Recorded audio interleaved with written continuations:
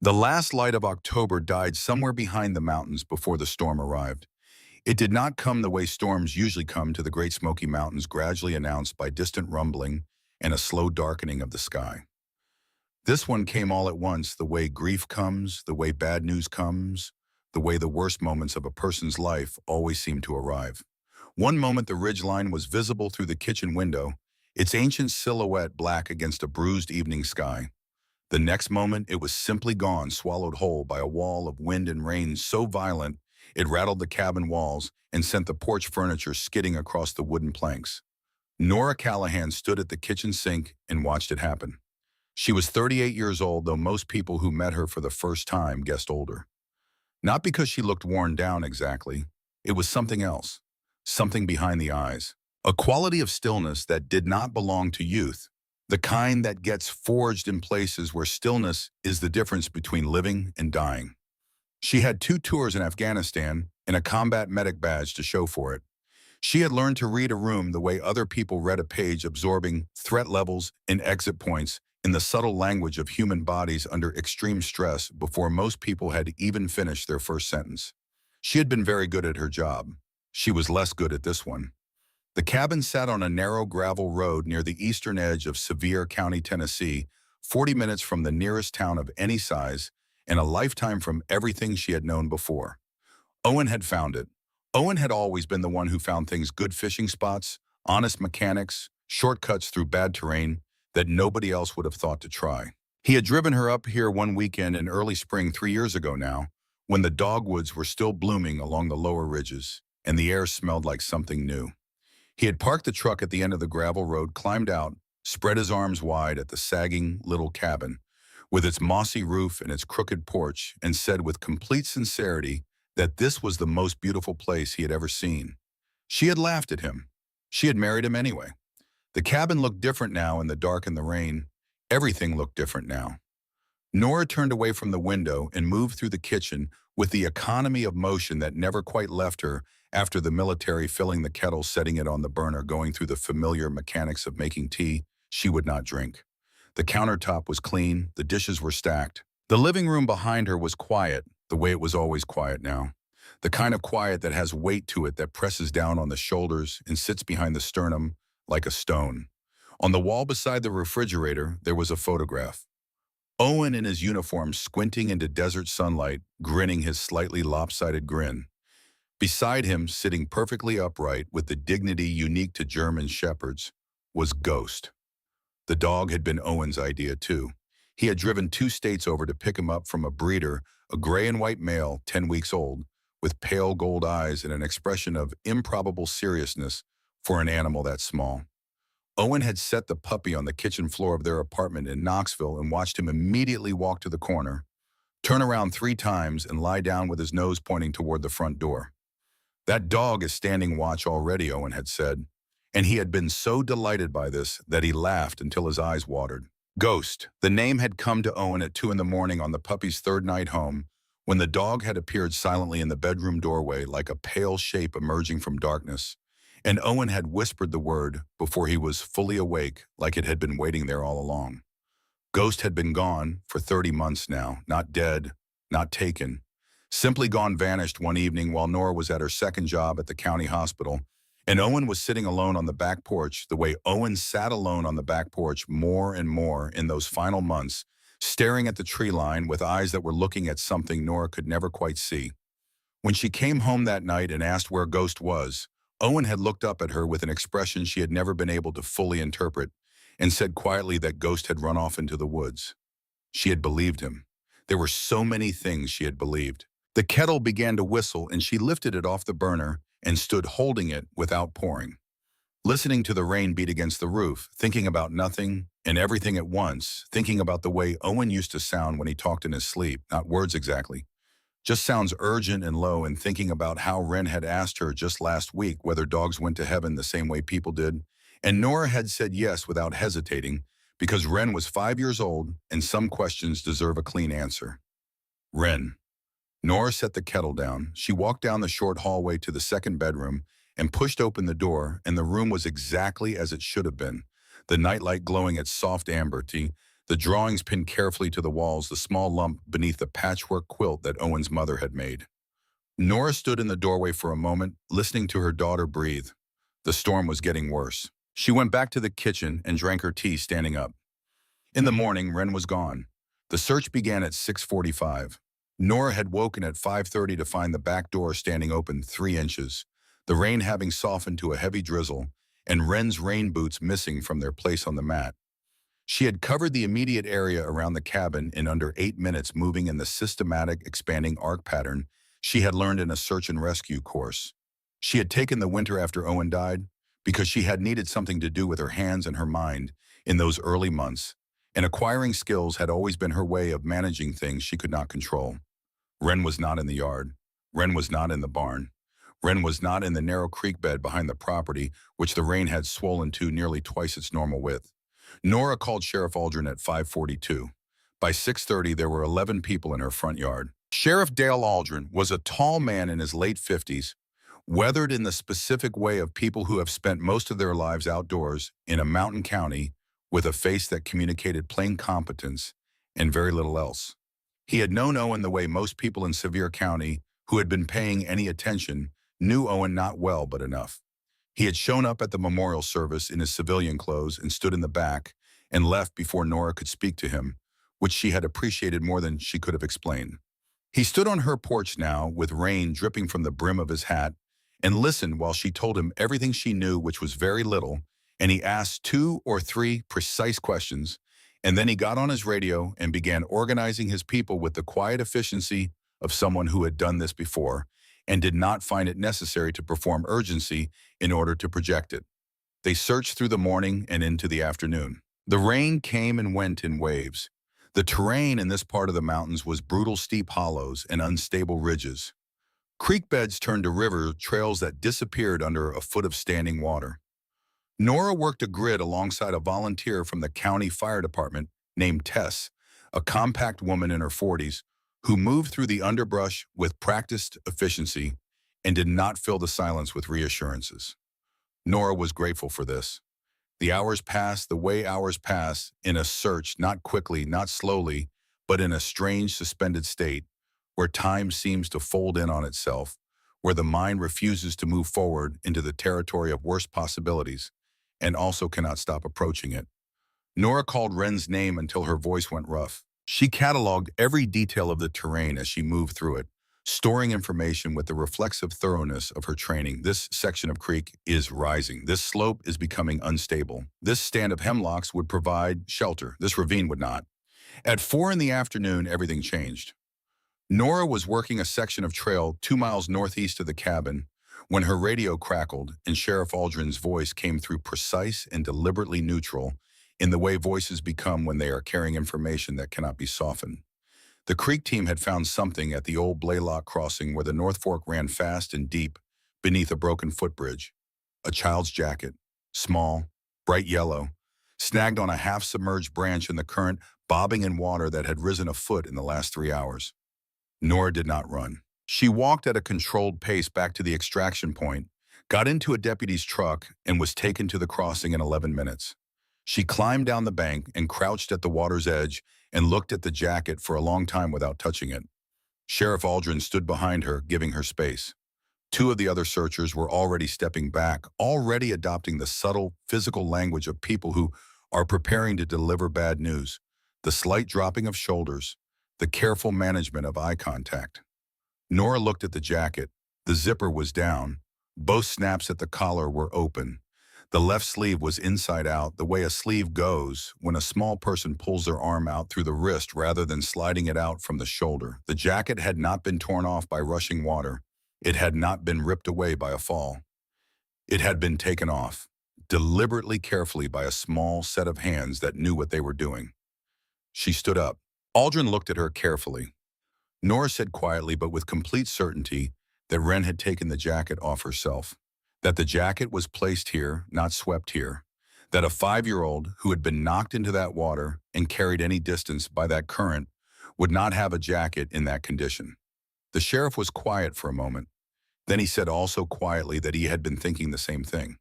But the county rapid response coordinator was already on his radio, already using words like protocol and liability and deteriorating conditions.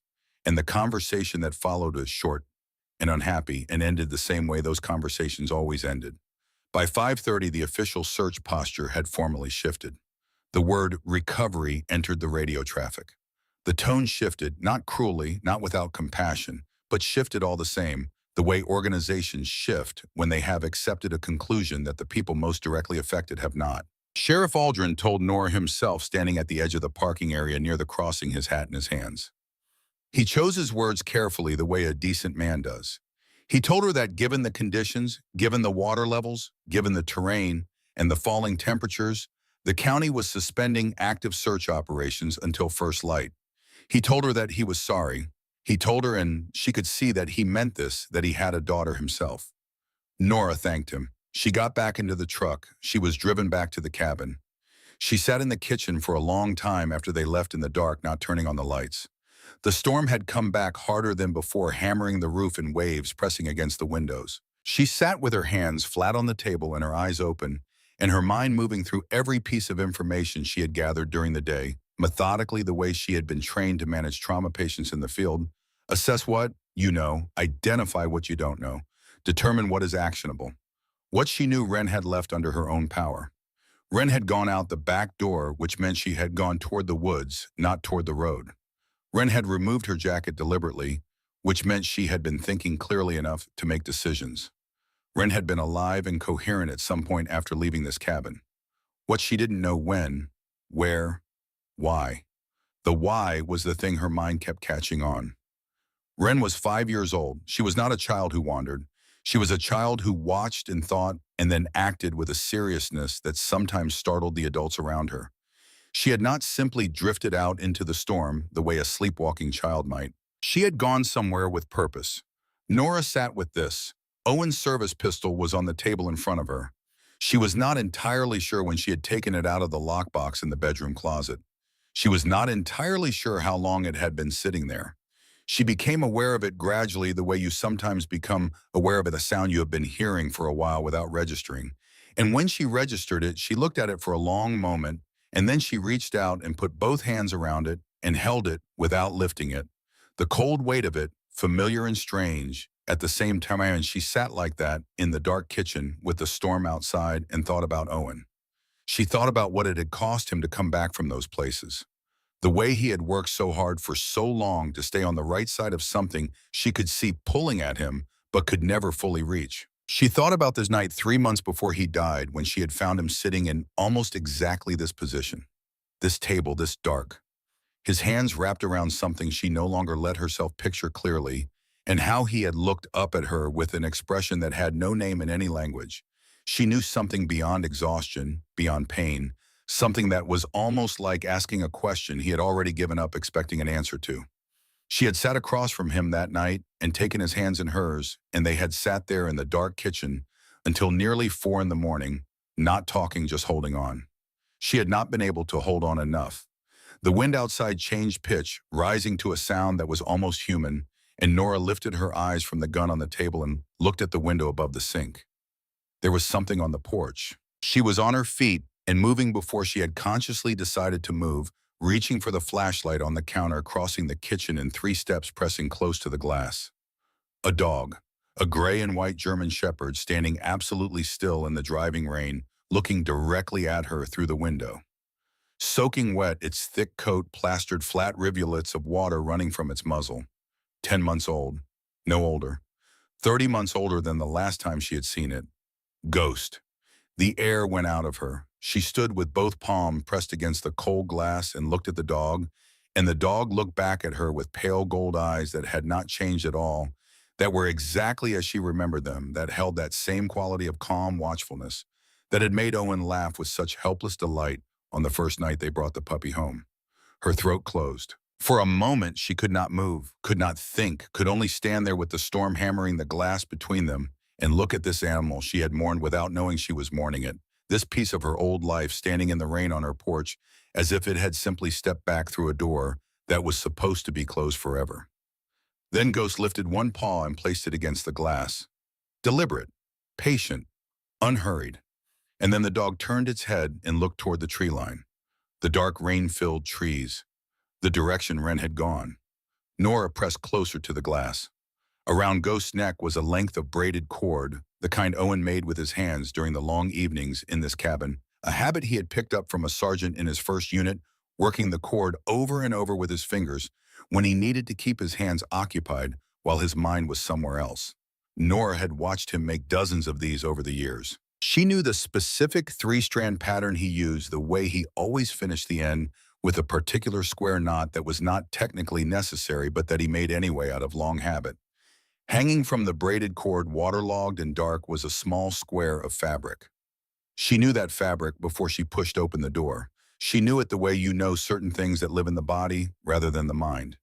She had held that fabric in her hands many times, pressed it against wounds in the dark, used it to mark the edges of her world in moments when she needed something solid to orient herself by. It was a unit patch from the 75th Ranger Regiment, Owen's unit patch. Faded now, worn down to something soft but unmistakable. The back door swung open and the cold rain hit her full in the face, and Ghost stepped toward her, and she dropped to her knees on the wet porch boards and put her hands in the dog's soaking fur and pressed her face against its neck, and she understood several things at once that she did not yet have words for. Ghost had not run away. Ghost had not been lost. Owen had sent this dog somewhere to someone, and that somewhere had kept Ghost safe and dry and watched over for 30 months, and now Ghost was here on this porch in this storm because something had triggered its return. Something had happened that Owen somehow had anticipated. Ghost pulled back gently from her hands. The pale gold eyes found hers. The dog turned again toward the tree line, then back to her. Once, twice, clear as any order she had ever been given. Nora stood up. She went back inside and put Owen's pistol in the lockbox, and put the lockbox on the high shelf in the bedroom closet where Wren could not reach it. She came back to the kitchen and retrieved her tactical flashlight from the drawer and checked the batteries. She took her survival knife from the gear bag under the bench in the mudroom and secured it to her belt. She pulled her rain jacket from the hook by the door and zipped it to the collar. She looked at the photograph on the wall beside the refrigerator. Owen in his uniform, squinting into desert sunlight, grinning his slightly lopsided grin. Ghost sitting beside him with the dignity of a dog who understood its own importance. She had not spoken to Owen since the night of his funeral, when she had stood alone in this kitchen after everyone else had gone home and said a few quiet sentences into the empty room that she had never repeated to anyone. She said one sentence now. She said it quietly without ceremony, the way you speak to someone you know well enough to dispense with preamble. Then she pushed open the back door and stepped off the porch into the freezing rain, and Ghost was already moving, already threading between the first dark trees, already leading her somewhere Owen had always known she might one day need to go. The forest closed around her. The cabin lights disappeared behind the trees.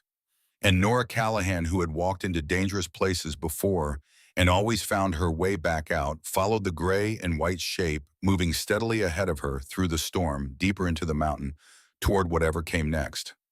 The mountain had a different personality at night. Nora had walked these woods in daylight dozens of times since moving to the cabin, learning the terrain, the way she learned most things systematically, building a mental map through repetition until the major landmarks were reliable fixtures in her mind. The split oak at the top of the North Ridge, the limestone outcropping that marked the turn toward the old fire road, the hollow where the creek bent west and the ground stayed soft even in dry weather. None of that prepared her for this. In the dark, in the driving rain, with the flashlight cutting a narrow tunnel of visibility, through the black, the familiar woods became something else entirely. The shapes were wrong. The distances were wrong. The sounds were wrong. Not the ordinary sounds of a mountain forest at night, the owl calls and the wind in the upper canopy, but something more urgent and chaotic, the creak and groan of stressed timber, the deep percussion of water moving fast through gullies that had been dry last week, the occasional crack of a branch giving way somewhere above her in the dark. Ghost moved ahead of her through all of it without hesitation. That was the thing Nora kept returning to as she pushed through the undergrowth and picked her way across the slick rock faces and hauled herself up the steep pitches on her hands and knees when the footing gave out entirely. The dog moved with a certainty that had nothing to do with bravado. There was no rushing, no excitement in the movement. Ghost tracked through the terrain the way experienced soldiers move through it, reading the ground ahead and adjusting without breaking rhythm, conserving energy over speed. Every 30 or 40 yards, the dog would slow and turn, find the edge of her flashlight beam, with those pale gold eyes confirm she was there, and continue. Owen had trained this dog. Nora had forgotten that. Or not forgotten, she had set it aside the way she had set aside many things from those years, stacking them in rooms she did not visit. But it came back to her now, moving through the dark behind Ghost, watching the dog work. Owen had spent months with Ghost, teaching him not tricks but behavior. The disciplined, purposeful behavior of an animal that understood its function. She remembered sitting on the back porch on summer evenings, watching Owen run the dog through drills in the yard below, giving commands in a low, unhurried voice, repeating the same sequences until Ghost executed them, not out of obedience but out of something closer to understanding. He spent more time training that dog than he spent sleeping. She had told a friend once, half amused and half something else. Now she wondered what Owen had known even then about where this was all going. The terrain got worse past the 2-mile mark. The trail, if it could still be called that, dissolved entirely into a chaos of slick mud and exposed root systems and standing water that hid the true depth of the ground beneath it. Nora went down twice. The first time she caught herself on her palms and came up with both hands bleeding where the gravel had opened the skin. The second time she went down hard on her right knee and stayed there for a moment with her eyes closed, breathing through it, running a rapid assessment, mobility intact, pain manageable, nothing structural. She got up. Ghost waited. She had been a combat medic in 2 of the worst provinces in Afghanistan. She had worked mass casualty events in the dark and the rain, in conditions that made this mountain look like a mild inconvenience. She had done things that she could not think about directly, that lived now in a peripheral space in her mind, that she navigated around rather than through. She was not soft, she had not been soft for a very long time, but she was tired in a way that had nothing to do with the climb. The kind of tired that settles into the bones after 18 months of waking up every morning and choosing deliberately with full effort to keep going. The kind of tired that had sat down at her kitchen table tonight and put its hands around Owen's pistol in the dark. She thought about Wren out here somewhere in this same storm, and the tiredness burned off like fog in direct sunlight. She kept moving. At the crest of the 3rd major ridge, Ghost stopped. Not the brief pauses to check on her. A full stop, the dog dropping slightly at the haunches, head lifting, nose working the air, in the rapid, precise way of an animal receiving information beyond the reach of human senses. Nora came up beside the dog and crouched instinctively, lowering her own profile, and killed the flashlight. The dark was immediate and absolute. She let her eyes adjust, slowing her breathing, opening her other senses the way she had been trained to do in environments where vision became unreliable. Below the ridge, beyond a steep embankment that dropped away into shadow, there was a flat clearing. And in that clearing, barely visible through the trees, a shape. Angular, structural, man-made. She knew the place by reputation rather than by memory. The Sawtooth Mill had been operating timber equipment in this valley until 1982, when a combination of financial collapse and a particularly bad winter had ended it overnight. The owners had simply walked away. 40 years of weather and vegetation had done the rest, reducing the buildings to skeletal frames of rotting timber, the machinery to abstract shapes of rusted iron, the whole complex to the kind of ruin that looks organic after long enough, as though the forest had grown it rather than reclaimed it. Ghost was already moving down the embankment. Nora activated the flashlight again and followed, angling the beam low to read the footing. The slope was severe and the mud was the consistency of wet concrete, providing almost no friction. She went down most of it in a controlled slide, using her right hand against the embankment to manage her speed, arriving at the bottom with mud to the knee and her rain jacket plastered to her chest. She straightened up and moved the flashlight beam across the clearing. There, snagged on the thorns of a wild blackberry cane growing through the split boards of a collapsed wall, a small, bright shape yellow against the gray wood and the dark thorns. Small enough to fit on the hand of a 5-year-old. Wren's glove. Nora was already moving toward it, her flashlight beam fixed on that small yellow shape, when the world went white. A tactical, light military grade hit her directly in the face from somewhere in the shadow of the ruined mill, powerful enough to wipe out her vision entirely. She stopped. Her hands came up to shoulder height without any conscious decision, palms open and forward-facing, the deep muscle memory of the gesture overriding everything else. She planted her feet in the mud and did not reach for the knife at her belt. She had been here before. Not this place, this situation. The sudden erasure of context, the recalibration from forward movement to complete stillness, the disciplined suppression of the instinct to react physically to a threat you could not yet see clearly. She breathed evenly and waited. A voice came from somewhere behind the light, male, controlled. The flat, measured tone of someone who had given orders under conditions that did not allow for emotional range. Hands, weapons, stay still. Ghost had already moved. The dog trotted forward toward the source of the light without any hesitation whatsoever, tail in motion, the body language of an animal greeting someone it had every reason to trust. A sound came from behind the light, low, surprised, unmistakably warm. Another voice slightly to the left of the first. Some brief exchange she could not make out over the rain. Then Ghost turned and came back to her and pressed his wet flank against her leg. The tactical beam dropped from her face to her chest. The light caught the chain around her neck. Owen's dog tag, cold and flat against her sternum, and beside it on the same chain, her wedding ring removed from her finger 6 months ago, on a night when wearing it had become more than she could manage, moved to the chain where she could still keep it close without it sitting on her hand like an accusation. The beam held there for a moment. Then the two men stepped forward out of the shadow of the ruined mill, and as they came into the peripheral light, Nora took in their details quickly and automatically. Physical condition, posture, approximate age indicators of threat level. Both male, mid-40s to late 40s, hard-built in the way that persists long after active service has ended.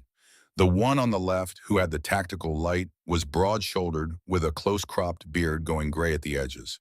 The other was leaner with a watchful stillness that reminded her immediately of the snipers she had served alongside, people who had learned to inhabit their own stillness so completely that they seemed to generate it outward. The broad-shouldered one, Carver, she would learn later, lowered his light to the ground. His posture changed slightly. He looked at the Maitang, at the wedding ring, and at the rain-soaked woman standing in the mud of the clearing, with her hands at shoulder height and her face giving away nothing. He gave a short, slow nod. He turned and walked toward the far edge of the clearing without speaking. The leaner man, Riggs, made a brief, precise gesture, follow. Ghost was already moving ahead of them. Nora lowered her hands and followed. They crossed the clearing and entered what looked like a solid wall of limestone, 30 feet high and featureless, heavily draped with fern and ivy grown thick over decades of undisturbed growth.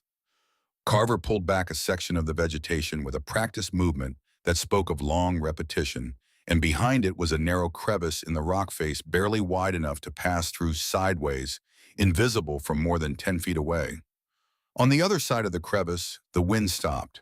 The rain reduced to a sound rather than a physical force. The temperature was still cold, but the cutting edge was gone, buffered by the stone walls of the basin that opened before her. Nora stopped and looked. It was not large.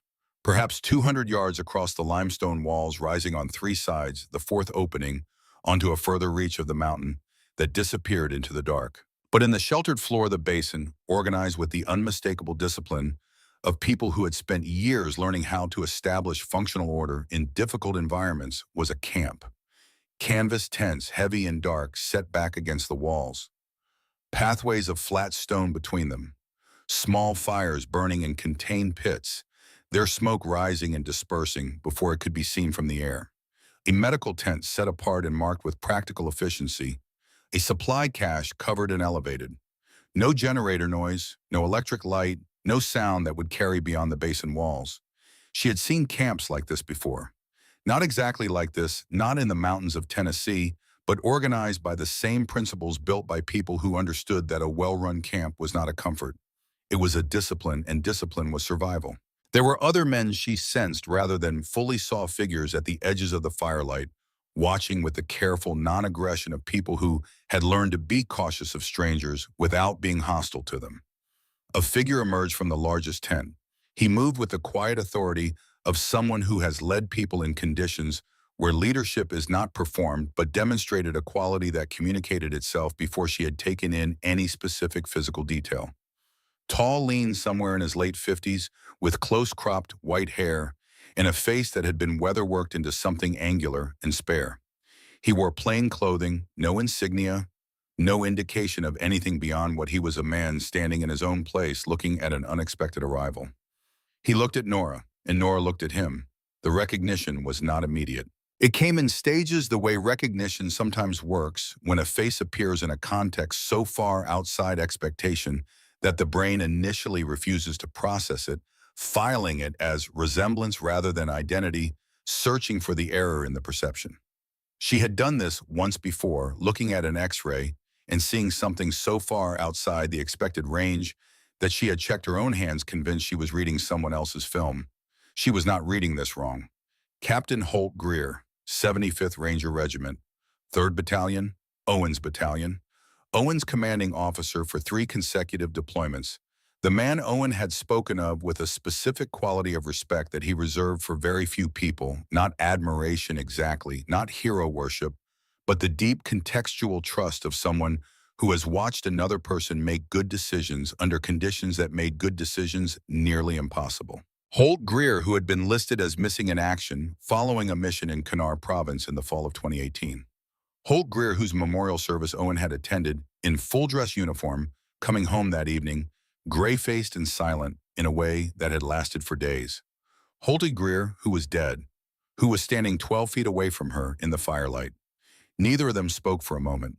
Then Greer said quietly with a directness that skipped past surprise and went straight to what mattered, that Owen had told him that if Ghost ever brought someone to this place, it would be her. He said he was sorry it had taken this long. He said that her daughter was safe. The last sentence hit her in the chest like a physical impact. Greer turned and gestured toward the medical tent, and Nora was already moving, but he said, wait. There were things she needed to hear first, things that would matter for what came after. He walked with her to a canvas awning near the central fire where they were partially sheltered from the rain, and he told her about the night his men had found Wren. The girl had been discovered 3 hours ago, he said, by the 2 men who had stopped Nora at the clearing, Carver and Riggs, who ran a nightly perimeter check in all weather conditions. They had found her near the eastern wall of the basin approach, huddled in the lee of a boulder, her ankle turned cold but coherent. Doc Pruitt had examined her thoroughly. Soft tissue damage to the left ankle, mild hypothermia that had responded quickly to warmth and dry clothing. Nothing structural, nothing lasting. She had been frightened, Greer said. But not in the way a lost child is frightened. There was something specific about her fear, not the immediate panic of being cold and alone in the dark, but an older, deeper fear underneath it, the kind that comes from something a child has been carrying for a while. He had sat with her while Doc Pruitt worked, he said. He had talked to her the way he had always talked to frightened people, not by minimizing what was real, but by staying close to it and being steady. After a while, she had stopped shaking. After a little while longer, she had started to talk. Greer paused. The fire moved in the wind, and the light shifted across his face. He said that he had asked Wren what had made her decide to come into the woods tonight, and at first she had not answered. She had sat wrapped in a dry blanket with a tin cup of warm broth in both hands and looked at the fire for a long time. Then she had said very quietly that she had woken up in the middle of the night and gone to get water and seen the light in the kitchen. She had seen her mother at the kitchen table in the dark. She had seen what was on the table. Wren was 5 years old. There were specific things she understood and specific things she did not. She did not understand everything about what she had seen, but she had understood enough to be afraid. She had understood with the precise and devastating accuracy of a child who has already lost one parent that she was watching her mother disappear. The broth had gone cold in the cup before Wren spoke again. She said she remembered something her father had told her once in the way of a bedtime story about soldiers who lived in the mountains, soldiers who helped people who were hurting and didn't know how to ask for help. Wren had been carrying this information the way children carry the things adults tell them, without knowing they are listening carefully in a safe place available in emergencies. She had put on her rain boots. She had gone out the back door. She had taken off her jacket at the Blaylock crossing because she remembered her father talking about how rescue teams followed trail signs, and she had understood in her 5-year-old logic that she needed to leave a mark. She was not lost. She was leading. Nora had been listening without moving.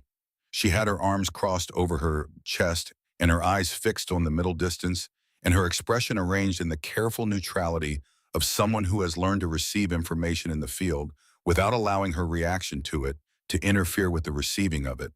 But her hands crossed over her chest were pressing inward hard enough that she could feel her own heartbeat. Greer reached into his jacket and produced a folded square of paper. He said Doc Pruitt had found it in the pocket of Wren's pants when he had changed her into dry clothes. He said he thought Nora should see it before she went into the tent. She took it. She unfolded it carefully. It was a drawing. Crayon on notebook paper executed with the confident imprecision of a 5-year-old who knows exactly what she intends regardless of whether the technique matches. 4 figures: a woman with dark hair and a serious expression, a small girl with yellow boots, a man in a uniform with a lopsided grin, and beside the man, a gray and white dog with pale gold eyes. Below the drawing, in the rounded, effortful letters of a child who had learned to write her name and a handful of words and applied them here with everything she had. Don't go, Mama. I need you here. Not a letter to the sky, not a message sent upward to someone already gone. A message from a 5-year-old girl to her mother, written and carried into a storm on the off chance that the soldiers in the mountain could get it to her in time. Nora folded the paper very carefully. She put it in the inside pocket of her rain jacket, the one closest to her chest, and fastened the snap. She looked at Greer. He looked back at her without offering anything beyond what was necessary. No comfort, no softening, no performance of emotion, just presence. Steady and plain, in the way of someone who had learned a long time ago that the most useful thing one person could offer another in a hard moment was simply to stay and not flinch. She said very quietly, "How long have you been up here?" He said, "Long enough." She said, "Owen knew you were alive." He said, "Owen was the one who found me." The fire crackled. Rain moved in sheets across the top of the basin walls, visible in the firelight, as a shifting curtain above them held off from the sheltered place by the stone. Greer said there were things he would tell her, but not tonight. Tonight she needed to go see her daughter. He nodded toward the medical tent, the faded red cross barely visible in the low light. Nora looked at the tent. She had been a combat medic for 8 years. She had walked into triage tents in the worst conditions imaginable, moving toward the most critically injured without hesitation, because hesitation in those moments cost something that could not be recovered. She had learned to keep her hands steady and her mind clear in the presence of damage that would have stopped other people in their tracks. Her legs were not entirely steady as she crossed the space between the fire and the tent. She pushed the canvas flap aside. The interior was warm, lit by a battery lantern set low, and it smelled of clean wool and medicinal antiseptic in a ratio that spoke of care given without sterility lost. There were 2 cots. The far one was empty. On the near one, bundled in a wool blanket, the color of charcoal, with her splinted left ankle carefully elevated on a folded jacket, and her dark hair still faintly damp at the ends, was Wren. She was awake. She had been waiting. The small face turned toward the tent flap the moment it opened, and for a fraction of a second, the expression on it was something Nora had not seen before in her daughter, something ancient and frightened and exhausted, the face of someone who has been waiting for an outcome they were not sure would go the way they needed it to go. Then she said, "Mama." And Nora was across the tent and on her knees with Wren in her arms before the word had finished, and the sound that came from somewhere in Nora's chest had no name and needed none. She held her daughter with both arms and pressed her face into the child's damp hair and breathed her in the specific, irreplaceable molecular reality of this small person who had walked into a storm to save her, and she did not try to manage what she felt, or give it useful shape, or put it anywhere except where it was, which was everywhere, filling every space that had been empty for a very long time. Wren put both arms around her mother's neck and held on. Ghost pushed through the tent flap behind them and walked once around the cot and lay down at their feet, his chin dropping to his forepaws, his pale gold eyes closing slowly. Outside, the rain continued. Inside the sheltered basin, in the faint warmth of the medical tent, Nora held her daughter, and her daughter held her back, and the stone walls of the mountain rose around them on all sides, keeping the storm out, keeping them in 2 people and a gray and white dog suspended for a moment in the particular stillness that sometimes follows the worst thing before anything else has to begin. Wren fell asleep first. It happened the way it always happened with her. Not gradually, not with any of the restless negotiation that sleep required from most adults, but all at once, like a switch being thrown. One moment she was awake, her small hands still gripping the front of Nora's rain jacket, her breathing still slightly uneven from the last of her crying. The next moment, she was simply gone, her body going heavy and slack with the absolute trust of a child who has decided that the immediate danger has passed and that the person holding her will manage whatever comes next. Nora stayed on her knees beside the cot for a long time after that, one hand resting on Wren's back, feeling the slow rise and fall of her daughter's breathing. Doc Pruitt had looked in twice, a quiet man in his early 50s, with the careful hands and unhurried manner of someone who had learned medicine in circumstances that did not allow for waste of motion. He had checked the ankle wrapping, adjusted the blanket, exchanged a brief look with Nora that communicated professional to professional, the things that did not need to be said out loud. The ankle would be sore for a week. The hypothermia had been mild and was resolved. The child was healthy and sleeping and would be better in the morning. He left them alone. Ghost had not moved from his position at the foot of the cot. The dog lay with his chin on his forepaws, his eyes half open in the way of an animal that is resting, but not fully at ease, maintaining a low level of watchfulness even in stillness. Nora looked at him in the lantern light and thought about all the things she had not known. After a while, she got carefully to her feet, tucking the wool blanket more firmly around Wren's shoulders, and she went back out through the tent flap into the sheltered dark of the basin. The rain had eased to something lighter, still steady, but no longer driving. The fires in their stone pits had been banked down to coals that glowed amber and red in the dark. Most of the camp was quiet now, the other men having withdrawn into their tents, with a discretion that felt deliberate, giving space in the way that people give space when they understand from experience what certain kinds of reunions cost.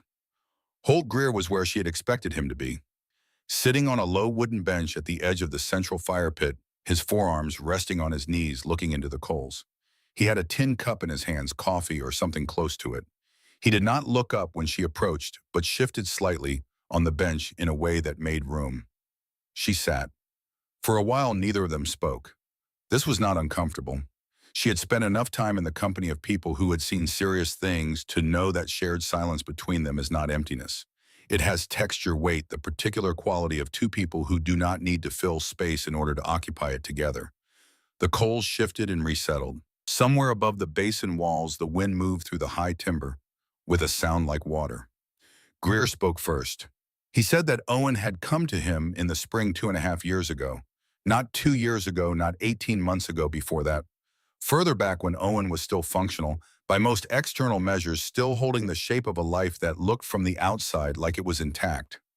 He said Owen had found him the way Owen always found things, following a thread that nobody else had thought to pull, moving through a problem with a patience that bordered on the inhuman when he had decided the problem mattered enough. Nora looked at the coals. She had known Owen was resourceful. She had not known the full extent of what that meant when it was applied to a purpose she had not been aware of. Greer said that Owen had sat in this same place at this same fire and had been honest with him in a way that he said he had not been able to be honest with anyone else. He said Owen had described what was happening inside him with a precision that Greer recognized immediately because it was the same territory Greer had been navigating for years, the specific, relentless attrition of a mind that had absorbed more than it could metabolize, that had been asked to hold things no architecture of the self was designed to hold indefinitely. Owen had not come to Greer for rescue, he said. He had come to Greer because he trusted him and because there was something he needed to arrange, and he needed someone he trusted to be part of the arrangement. Nora said ghost. Greer nodded. He said Owen had brought the dog on that visit. He had carried him up the mountain in the dark through terrain, not much easier than what Nora had crossed tonight, arriving at the basin in the early hours of the morning, with Ghost on a lead and the braided cord with the unit patch already around the dog's neck. He had explained with the same methodical clarity he applied to everything that mattered to him what he was asking.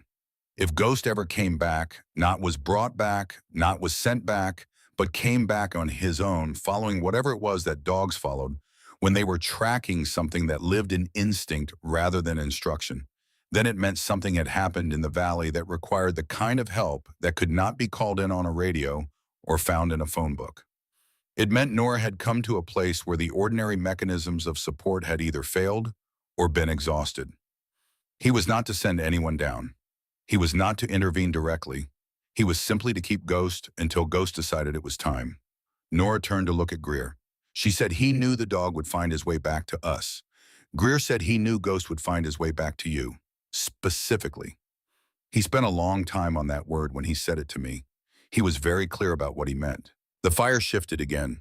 A coal broke apart, and the light flared briefly and subsided. Nora looked down at her hands, which were clasped loosely between her knees.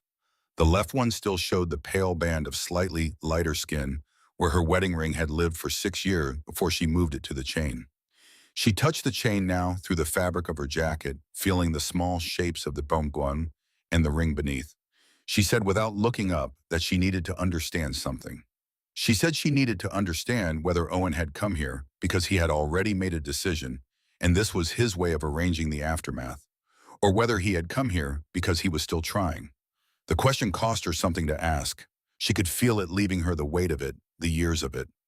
Greer was quiet for long enough that she looked at him. His expression was not easy to read in the low light, but she had enough field experience with the particular face that grief makes on people who have learned not to display it openly to understand what she was seeing. He was choosing his words with the care of someone who understood that what he said here would matter for a long time after tonight. He said that in his judgment, and he had been reading people under extreme pressure for most of his adult life, Owen had not come here because he had made a decision. He had come here because he was still fighting. He had come here because fighting was what Owen did, and because one of the specific things he was fighting for was Nora's ability to keep going after whatever eventually happened. He had come here because he loved her, Greer said, with the blunt plainness of a man who did not use that word casually in a way that expressed itself not through gestures or declarations, but through practical action taken in advance of need. Owen had been trying to build her a safety net that she would never see coming. He had not been able to build one for himself.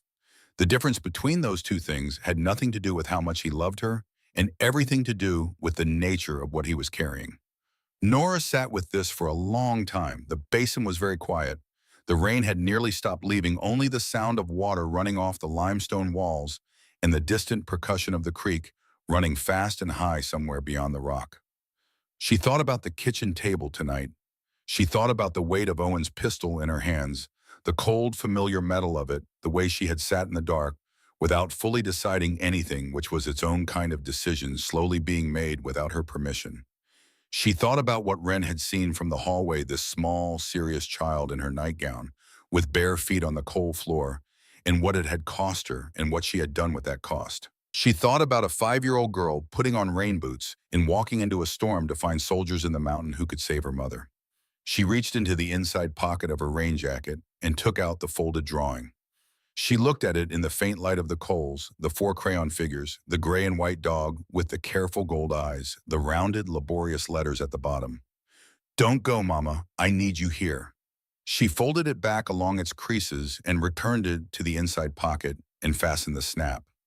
She told Greer that she was going to need some time to understand all of it, that there were things she was not going to be able to process tonight or this week or perhaps for a while, but that she understood the central thing Owen had been trying to tell her, and she intended to hear it. Greer nodded once. She asked him about himself, then not intrusively, not demanding more than he wanted to give, but asking the way one soldier asks another about how they are managing a situation that both of them understand without requiring explanation. He answered in the same register honestly, without performance, without either minimizing what was real or dramatizing it beyond what the facts required. He had not been able to go back, he said. He had tried in the early period after the mission to re-enter the ordinary world, a term he used without irony as a simple geographic description. He had found that he could not permanently, not in the way that was required. The men here had found him, or he had found them, in the way that people in similar circumstances tend to locate each other, eventually following the specific gravity of shared experience. They had built this place over several years according to no plan, beyond the practical requirements of people who needed to live somewhere that did not demand more of them than they had. They were not hiding, he said. Not exactly. They were simply living at the only distance from everything else that currently allowed them to function. Nora said she understood that distance. She said she had been living at her own version of it. Greer said, "I know. Owen told me." The night was beginning to change, not yet light, not even close to light, but the specific quality of the dark was shifting in the way it does in the hour, before dawn begins to organize itself somewhere beyond the horizon. The coals had gone mostly gray with occasional threads of orange when the air moved across them. Greer told her what she needed to say to Sheriff Aldrin in the morning. He kept it simple and practical that she had tracked Wren herself following terrain markers and had found her sheltering in a rock alcove near the old Sawtooth Mill site, that the ankle injury had been managed with materials from Nora's own pack, that they were both well and had rested until conditions improved. He did not ask her to lie elaborately. He asked her only to leave certain things out. Nora understood what she was being asked to protect and why. She gave him the same nod Owen had given him, she suspected, when a similar understanding had been reached in this same place. The compact nod of someone who has made a promise and does not need to ornament it further. She went back to the medical tent and sat beside Wren's cot until the gray light of early morning began to make the tent walls visible. Wren woke slowly, the way she always did, surfacing in stages, her eyes opening and closing several times before they focused. She looked at Nora for a long moment with an expression that contained a whole conversation about last night, about the kitchen table, about the dark. Nora held her daughter's gaze and did not look away from it. She said quietly, "I heard you. I need you to know that. I heard you." Wren looked at her for another moment. Then she reached out and put her small hand over Nora's and left it there. Doc Pruitt came in and approved Wren for movement. The ankle would bear weight carefully with proper support, and he had fashioned a brace from materials in his kit that would hold it well enough for the descent. He gave Nora a waterproof bag with additional supplies, without being asked, with the efficiency of someone who had done this before for people leaving this place. Carver appeared at the tent entrance with Wren's dry jacket and boots. He held them out without speaking. His face, which had been hard and angular in the beam of the tactical light, was different in the morning gray. Still reserved, still carrying the particular closed quality of someone who has learned caution as a survival mechanism, but with something underneath it that was not unkind. He looked at Wren for a moment, at the small, serious face regarding him from beneath the wool blanket, and something crossed his expression that came and went too quickly to name. He said, addressing Wren directly, and with a gravity that matched hers, "You did good coming up here on your own like that." Wren considered him carefully. Then she said, "I knew you would help." Carver absorbed this. He nodded once in a way that seemed to cost him something and withdrew from the tent entrance. Greer was waiting in the basin when they emerged. The morning light was coming now, thin and pale, filtering down over the limestone walls and softening everything it touched. The camp was quiet in the early morning way of people who keep their own rhythms regardless of the night. Before Nora could hear movement in one of the far tents, smell coffee, hear the low sound of a radio somewhere tuned to something she could not make out. Ghost came through the tent flap behind them and stood at Nora's side. Wren reached down and put her hand on the dog's head, and Ghost leaned gently into the touch. Greer walked them to the crevice in the limestone wall. He helped Wren through first, carefully managing the ankle with a practiced ease that confirmed he had done field medicine of one kind or another for a long time. Then Nora. On the other side of the rock in the open air of the mountain morning, Greer stood for a moment looking at them both. He had his hands at his sides, and the early light was on his face, and Nora could see in it the outline of the man Owen had trusted completely during 3 deployments in some of the most dangerous territory on Earth. She could see what Owen had seen. Ghost stood between them, looking from one face to the other. Then the dog walked to Greer and pressed his muzzle briefly against the man's open hand.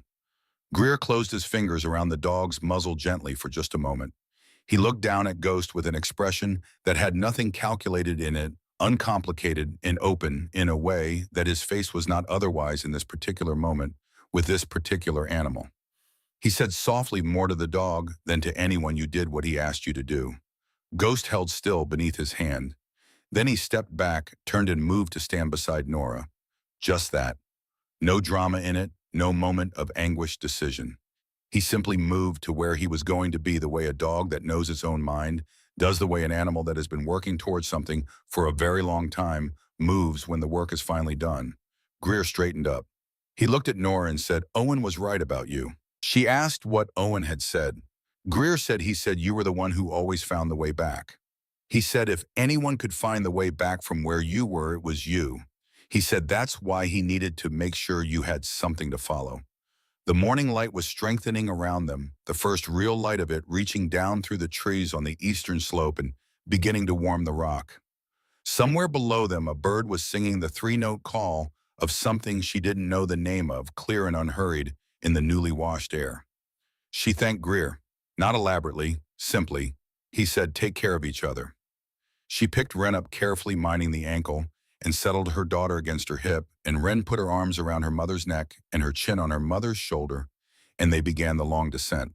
Ghost went ahead of them on the trail, slower now than last night, setting a pace that accounted for the terrain in daylight and the need to move carefully with a child in arms.